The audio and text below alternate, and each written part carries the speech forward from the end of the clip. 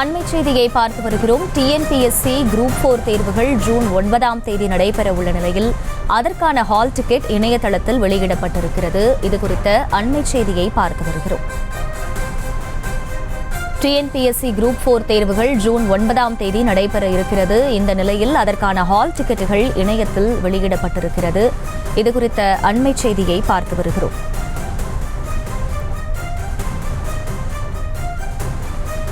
கூடுதல் விவரங்களை செய்தியாளர் பாரிகார்த்திக் வழங்க கேட்கலாம். பாரிகார்த்திக், வணக்கம். விவரங்கள்.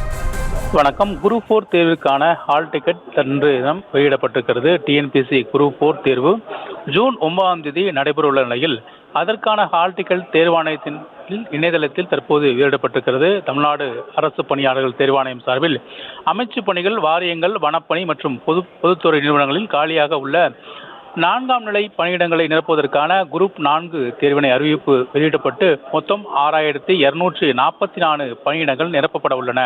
இந்த தேர்வு மூலம் கிராம நிர்வாக அலுவலர், இளநிலை உதவியாளர், தட்டச்சர், வனக்காவலர் உள்ளிட்ட பல்வேறு பணிகள் நிரப்பப்பட உள்ளன.